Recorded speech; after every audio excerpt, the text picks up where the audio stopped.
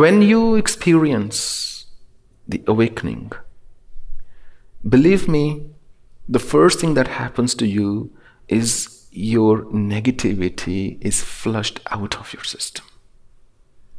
Forget the urge to hurt somebody or forget the need to somebody. Even if you want to, you cannot hurt any living creature. Just a few days ago at the airport, somebody asked me, is it important to be a vegetarian to grow spiritually? Is it important? I said it has an impact, but it's not the showstopper. There are people in colder regions, in coastal places who've eaten meat and have reached a state of awakening. So I said it has an impact. But I'm not saying if you eat non-vegetarian food, then you are a sinner, or that you've had it, or hell is waiting for you, or there is no awakening or enlightenment for you. That's a very narrow-minded, bookish view of life. But what happens when you awaken, or as you spiritually evolve, you no longer have the courage to eat knowing that somebody was actually, a creature was slaughtered or killed. So the first thing that happens is your destructive thoughts go away. And the most active chakra out of the 6 chakras, 7th is Sahasrara, the most active, the easiest to activate, the easiest to perceive and energize is your Agya chakra, is your brow chakra. Maybe because it's very close to, it's in the brain. And secondly, because we have a tendency to think negative and depressing thoughts. When you have nothing to do, absolutely nothing to do, when you say, I am bored, if at that time you still cannot find anything to do and you are forced to disengage from the world, let's say you cannot access your phone, your laptop, the internet or anything at that time, no book. Most people, when they are in their own company, sitting by themselves, experience a surge of negativity. In fact, one of the first and classic signs of a depressed person is their inability to connect socially. They want to have fun, they want to enjoy, they want to go out and do things, but mind just doesn't let them. So isolation makes you depressed. And a depressed mind seeks somehow solace in isolation, even though they don't want to. So the easiest chakra to activate is Agya chakra. When you do the Kundalini Mantra, when you do that meditation, and as you move through this Shambhavi Mudra, followed by Brahmari, if you do it, my take is, if you're doing it correctly, and when this retreat ends, it's on my mind, and I've promised it to the other attendees as well, that I will send you a one-pager where you can see how much time to devote ideally every day. So 5 minutes of Brahmari, 5 minutes of Shambhavi, and 5 minutes of certain meditation, and how to divide your time in Kundalini awakening. So if you did this, even followed that one pager, which would perhaps require roughly 45 minutes every day to 1 hour, within 6 months, you will start to see the difference. And I don't know of any other thing that would be as or more swift or rapid. Maybe, other than smoking a pot, which could induce feelings of great bliss as well. But attending a retreat is a lot less expensive than smoking pot. So here you get method where you're not dependent on any external substance. So we've touched upon some very key things, and when we come back for the afternoon session, we will go over the chakras. We've talked about today the 3 knots that are critical to particularly the brief method of invocation or invoking your vital life force or Kundalini energy. We've touched upon the first core meditation, which is just drawing your attention to the Agya chakra.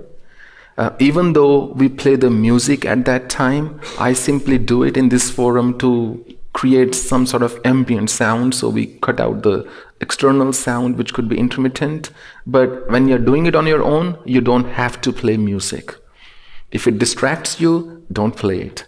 But if you are living in a noisy region, then you can play. But the idea is you're going to keep your entire attention on your brow chakra only during that period.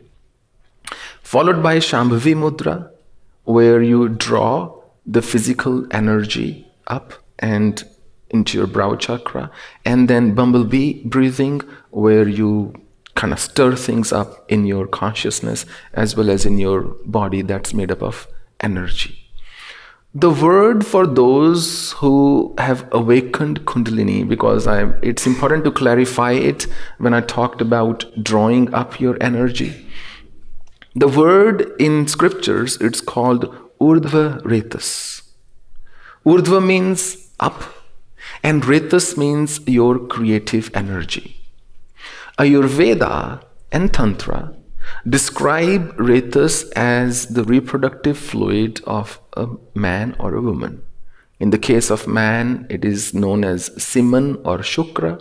In the case of a woman, it's known as Shonit, her creative or procreative or reproductive energy. Urdhva does not mean you physically draw something up, although we will touch upon that practice a little when we get to the appropriate chakra, because it's not really possible per se. It simply means you draw up your creative energy. And the beautiful thing about Kundalini meditation, each chakra has direct physical benefits to your physical health as well. But what we have done up till now, in the last 2 hours, this is the preliminary practice. Irrespective of whether you go down the route of brief method or the complete method, this you still have to do every time. At the most, you can reduce the duration of it, but this has to be done every time. So for a couple of minutes, we can all chant the Kundalini Mantra, and then we will break. So we can do it sitting down. Is that okay? Om Kring Kale Cha Vidmahe Mahadevyaya Dhimahi Tanno Shaktaye Prachodayat. Om Kring Kale Cha Vidmahe Mahadevyaya Dhimahi Tanno Shaktaye Prachodayat. Om Kring Kale Cha Vidmahe Mahadevyaya Dhimahi Tanno Shaktaye Prachodayat. Om Kring Kale Cha Vidmahe Mahadevyaya Dhimahi Tanno Shaktaye Prachodayat.